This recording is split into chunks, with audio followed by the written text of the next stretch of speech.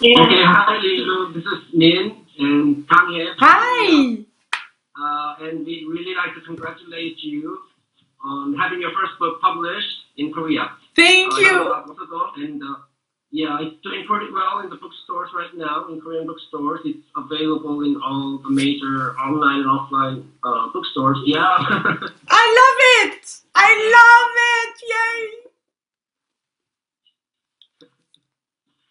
And we did gather some questions from from through an internet forum, and some of our friends and people like that, and they wanted to ask you some questions, and Yeah. so that's why we asked for this interview, and we would like to take turns in asking some questions, and maybe you could provide your opinions and answers. Okay? Yes. Okay. Kanye will start the questioning. Okay? Okay. The first question is, you have interviewed so many great people over the years, and our fans are wondering, is there anyone in particular that was very special for you? And if so, and why is that? I must say to that question that there is so many beautiful, magnificent people to interview on this planet. I feel that every one of us could do and share their wisdom with the rest of the world. So it's for me, every single interview is very special, and usually the last one have have a special meaning, and will bring the right answer at that right moment. So that's why I upload so many different videos, because I feel they're timely and they help all of us to evolve in these times that are changing, and sometimes where we question things and we have to evolve and let go of our past, so that we can be our best self now. And so with that being said, though, of course, going to Hawaii and meeting with Wayne Dyer and meeting with Ram Dass and meeting with all those amazing people that live on this, to me, very special place.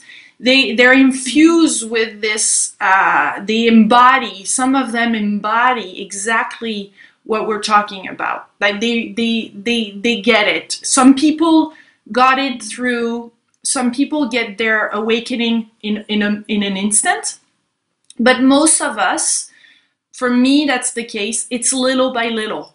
So I love interviewing the people that have those instant openings like Baron Katie, but I love interviewing people that are like us, that are going through this journey and little by little expanding, learning, letting go, going through challenges and learning. So there's a lot of special interviews in my heart. Mm.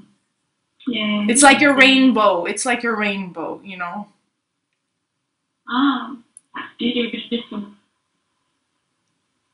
Yes. Yeah.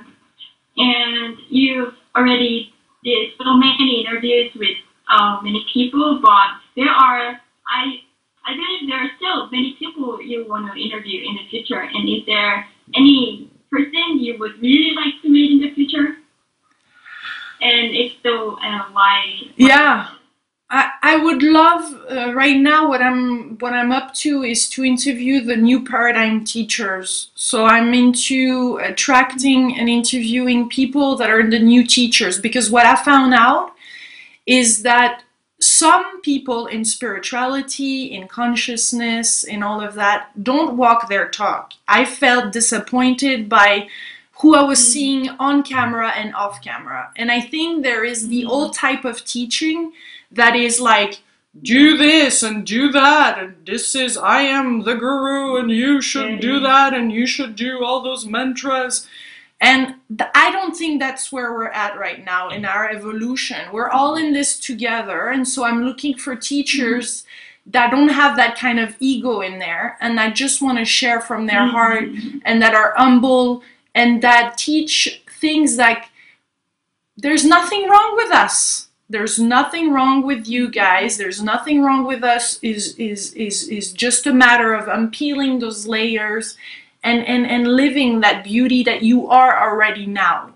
And that's the kind of teachings I'm looking for. So it's not anymore that I'm set with a precise name in my mind, though I would love to interview Eckhart Tolle in person and Oprah Winfrey, for example. But I'm more into the new paradigm and letting that unfold. I was finishing. I had just finished my thought there. Well, I just wanted to add that you are one of the great teachers of this new paradigm that you're talking about. At least I think so. Yeah, because you are walking the talk, and yeah. Thank you. Really try to live what you learn. Yes, yes, it's important for us, I think, now to start seeing that we are the ones we've been waiting for, and that Right. and we apply those things that we learn.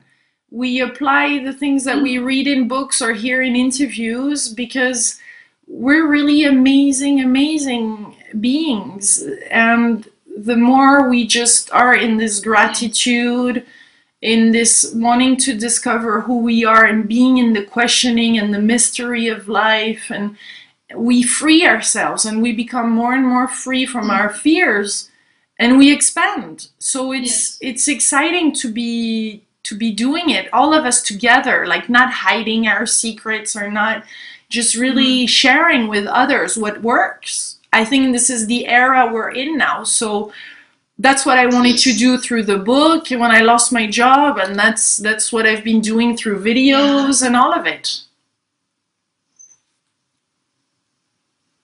Yeah. And I just want to commend you and thank you very much for the work you're doing. Yeah, because we are benefiting a lot from your work. Yeah, I just want to say that. Yeah. Wonderful. Okay, let's go on to the third question. Okay. The third question is, you must have found some commonalities among the many people you have met and interviewed, I guess. And what do you think is the most important thing these people have in common? I think what I was a little bit saying earlier is that that I'm getting more clearer and clearer on what's important for them to. For me, I want to interview and meet people that are doing their best, at unfolding and living this journey. So I find that people that I interview that are have in common, or that I want that they have more and more in common, is that they live from the heart, and they live in the present moment, and they follow their intuition.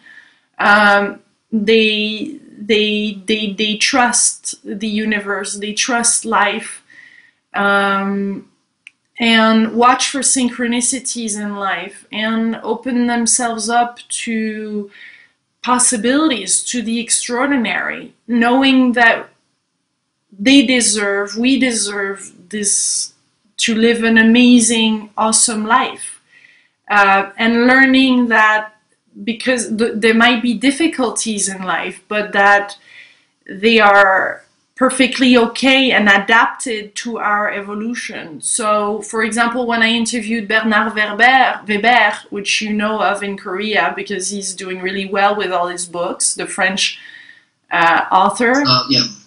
Bernard, well, yes, I love his work. Yeah, well, he says in that interview that you have translated in Korean, he says, in life you're handed this set of cards, and at some point in your life, the wisdom consists of saying, okay, these are the cards I have in my hand. Now, what am I doing with those? Instead of saying, I wish I had this one and I wish I had blonde hair. Well, you won't have blonde hair anyway unless you bleach it. So, and that's not going to make a difference anyway. So you might as well accept your brown hair. Is things like that we have a tendency to just, we have a tendency as human beings to want to change things that are unchangeable anyway. We might as well just look at what we have, appreciate what we have, and then move forward. Yeah. So I think a lot of the teachers are saying that. And then there's teachers that are very into the cosmos, into the cosmic energies or the channeling. This is less what I apply daily, because to me it's less applicable. I like and I enjoy listening to those interviews because it opens my mind to other things in life, so I enjoy that, but I want to keep it practical. So I appreciate the teachers like Sonia Choquette, also Sonia, that will make it really practical as well. Yeah. Yes. Yeah, okay. So I think that's a very balanced viewpoint that you have on these matters. You know, I think that is the most important thing. Yeah. And okay, I'm gonna go on. Okay, I'm gonna ask the next question. Yeah. Okay. Okay. Although you're always, you know, working with very good intentions, there must have been times, you know, when you were having, like, you know, difficulties, personal difficulties. How do you personally manage and overcome such difficult times? You know. Yeah. Well, Can you give us some tips you know, on that? I talk about it in this book because I lost my job, and losing our job, or Yeah. these are big things happening. And some people, it might be a disease or a divorce, or and I went through this hard time of losing my job and wanting to then discover and go and find and live my dream. So I think all of us are faced with challenges that can be huge, that can be really big, and to me, how I face those is by finding the gratitude for those, because I find that once I start being grateful for it, even though, like, at the beginning I said, why would I be grateful to having lost my job and have no more jobs and not know where my next job will be? I find that once you're in that place, then you can see the gift of the situation. And that's huge, because then you can see, it's like, you know, there is kind of like that yin yang, there is the other side. There is maybe what we face can be dark, but then that means you can at least be grateful for just discovering and being on this quest to find what's behind this, you know, what kind of light is going to shine through, what kind of adventures or new things I'm going to discover through this, you know.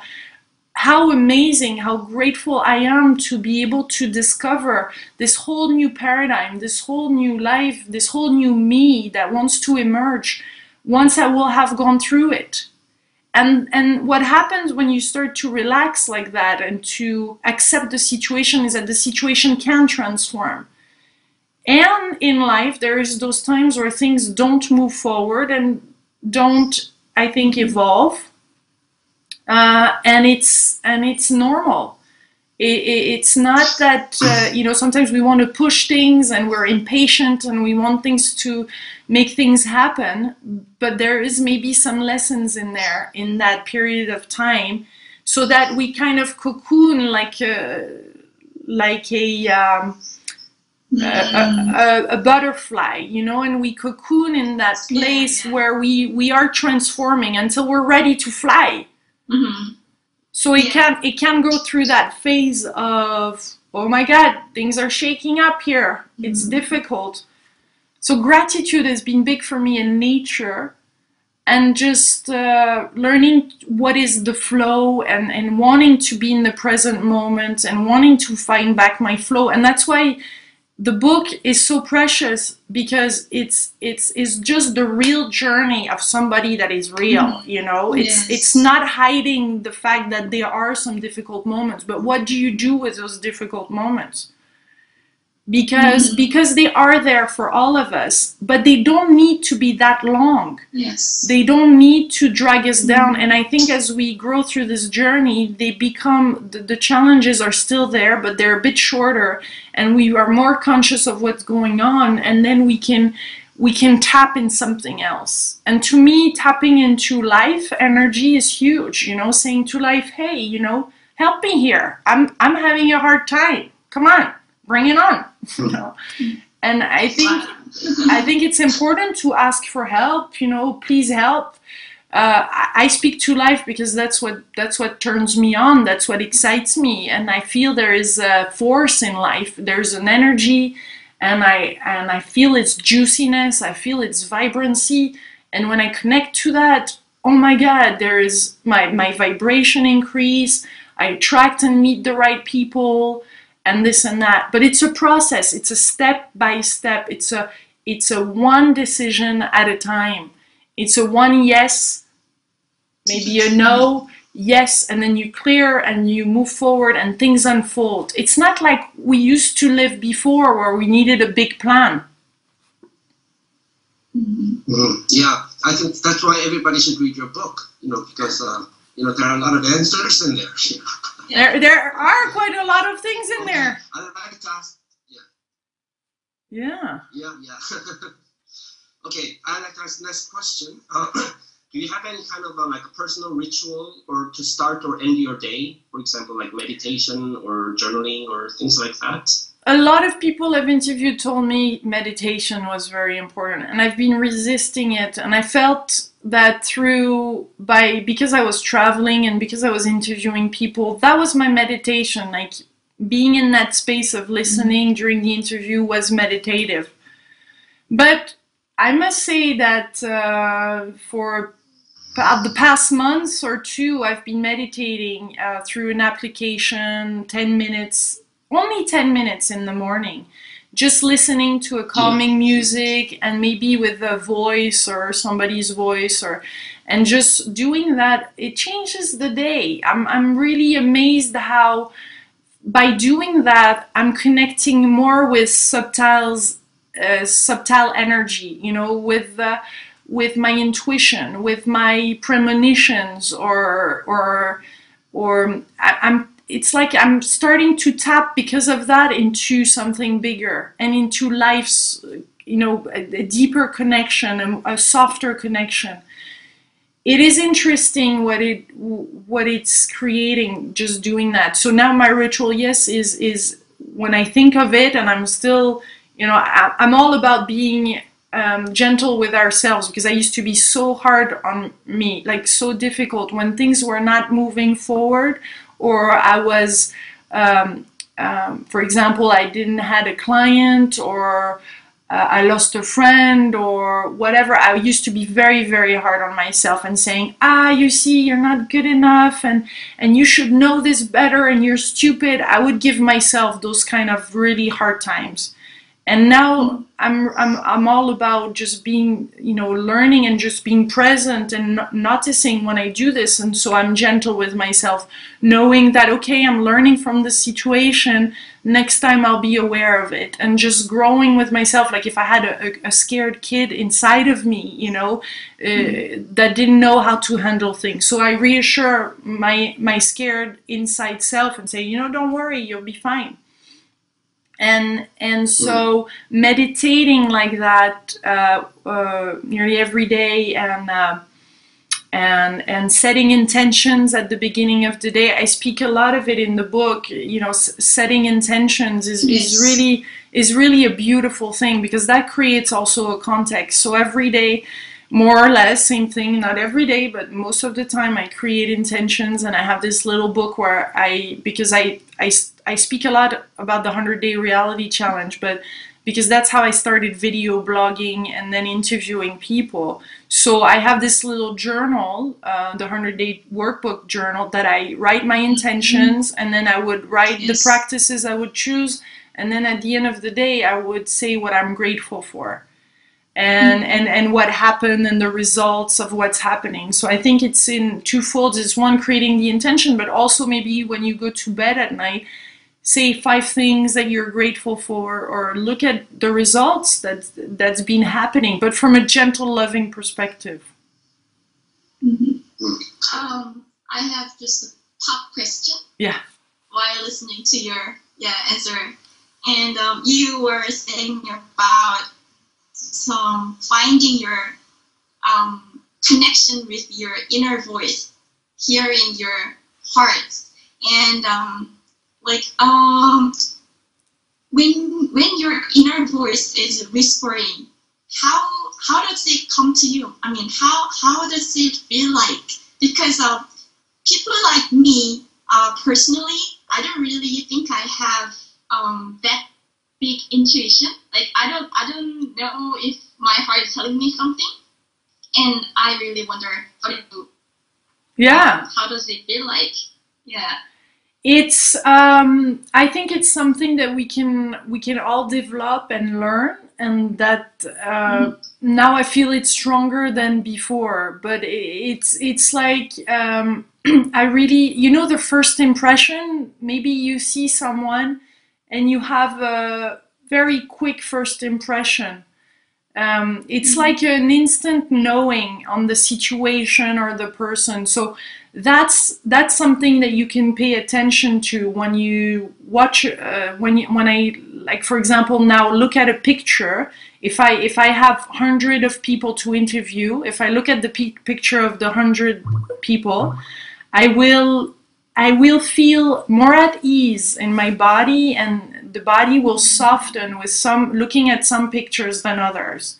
That's intuition. You have to feel how your body feels in those situations, or because of maybe a decision in a project or something. If your body is tense and you feel stressed, and the idea is kind of daunting and you're stressed, maybe it's not the right time or the right person to work with, etc. If it feels good, if there's something that you're inspired, enthusiastic about, simply follow. That's the thing, is that if you just follow your enthusiasm, if you follow the things that excites you and that you feel a little tingle or a smile inside and your body relax, and you will learn that. You just, it's little by little, and it's very subtle. So when you're present, you can really feel that. And if you consciously say, okay, how does this feel? Our body is a great tool, so you want to see how this feels also. How it feels when you're thinking of a project or a person, and because sometimes, you see, when I have to choose interviews, there's so many people to interview that I need to make a decision, and we're right now in a time where there's so much information on the internet, and everybody has an opinion about everything, and TV is gonna bring another opinion, my God. And the journals and the newspapers that were like, ah! So that's why it's so important to take silent time, maybe meditation, or thinking of or just relaxing for 10 minutes, or reading, or just stopping a little bit to listen to that inner voice. But we're really all equipped with that. We all have that inside. It's just a matter of softening, relaxing, and listening and trusting, and little by little it's gonna increase, because you're gonna listen to it and you're gonna know, and you're gonna go really fast with it. Now I can see 5 pictures, I'll tell you right away, boom, that's the person I'm supposed to interview. And it's like a game. You have to see it like a game too, like a kid. A kid would do that naturally. We want to become kids again, but of course adults, but with our spontaneity. So you would say, oh my God, yes, yes, yes, of course, yes. And then boom, you get it. Or you walk towards that person, or you make that email or that phone call. It's a process. It's a process, and you will learn.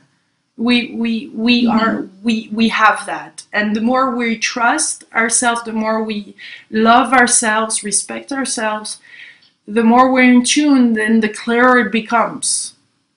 And it's also a game. Like, you have to see it as a game, as a playful thing. But if you're stressed about a person or a thought or a project, clearly your intuition is telling you,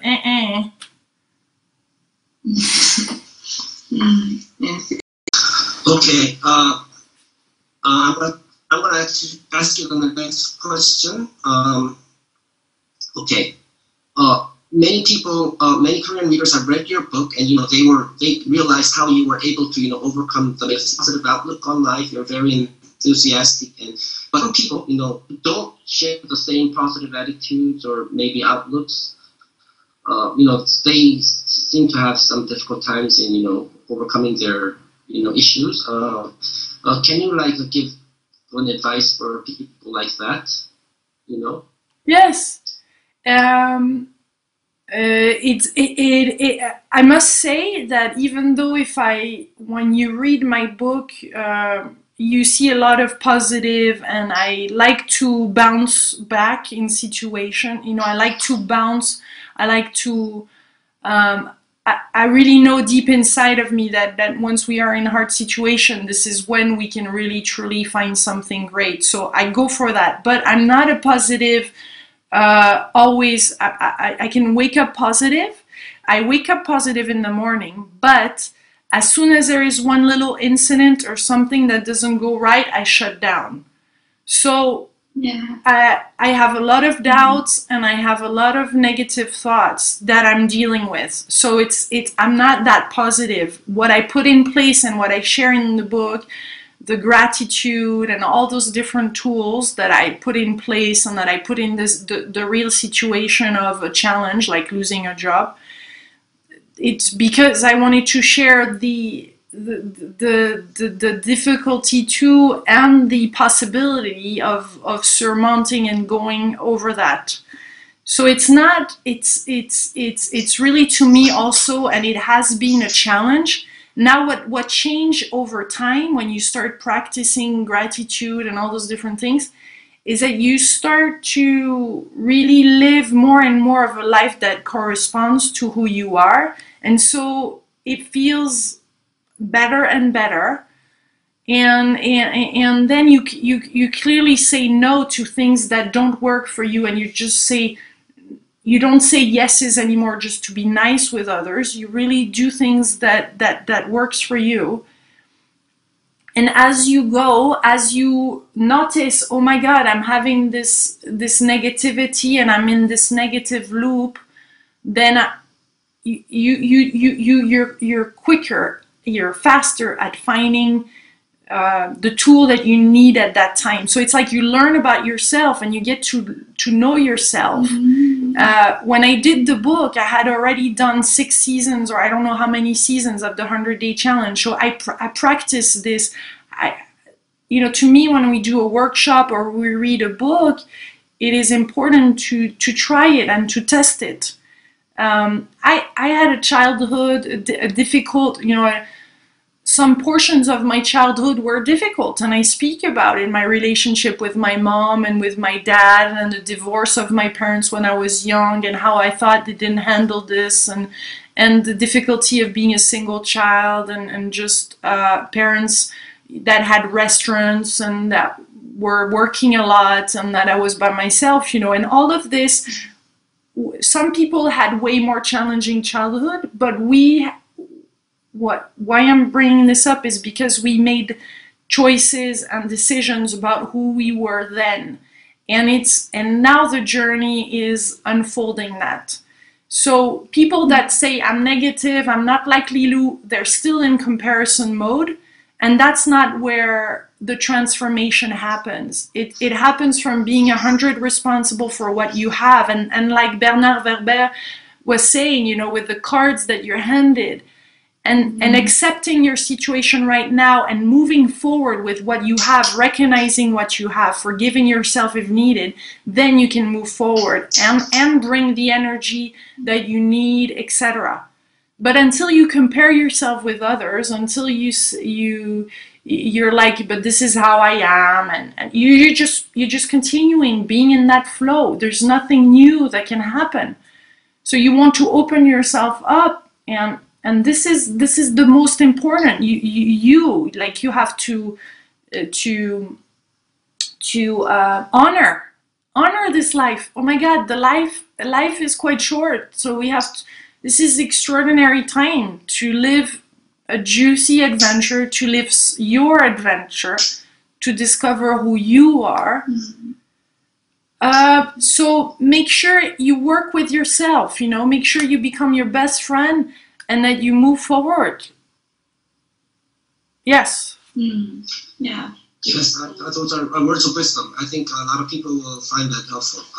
And we have one more question, the last question. Yes. And, since I think we're running out of time, right? Okay, so we're good. One last question. This question, I guess, not only Korean readers, but also a lot of your viewers from worldwide would also be wondering about. And people ask that what is your overall perception of the level of shift that is happening around the world? And do you really see the changes? You know, you do really see a hope for change? Is it really happening? Yeah, yes, it's happening, and I feel it's happening inside of all of us. Like it's there's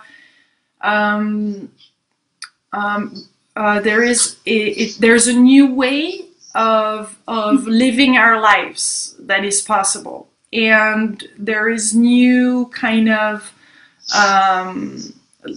tools that we have already inside, you know, like intuition and that disconnection, the consciousness, the information that can come to us.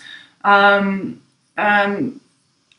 feel like as we evolve, as we allow ourselves to live that and practice that daily, and to open ourselves to the mystery of life and asking for help and assistance, the more we're getting connected with each other, and the more we're meeting like-minded people, the more online or offline, and the more we're creating this new world. But I feel it's already there and happening, and there is a lot of things that are sad that are happening in the world,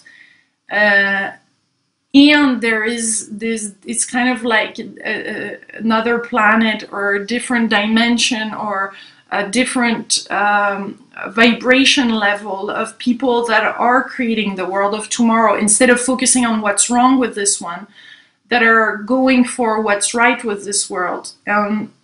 I feel we're connected to each other with our heart, and that because of this authenticity and the search for becoming who we really are, like uniquely who we are, because we're all unique.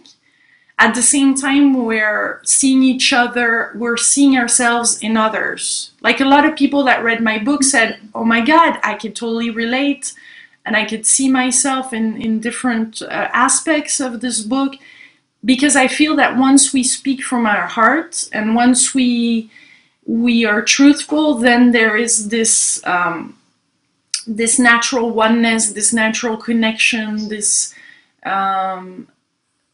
this world that that you want to participate in, that will support changes, and that will support other human beings, not from the old paradigm, meaning a paradigm of competition, of fear, of pressure, of you will do that, otherwise I will, you know.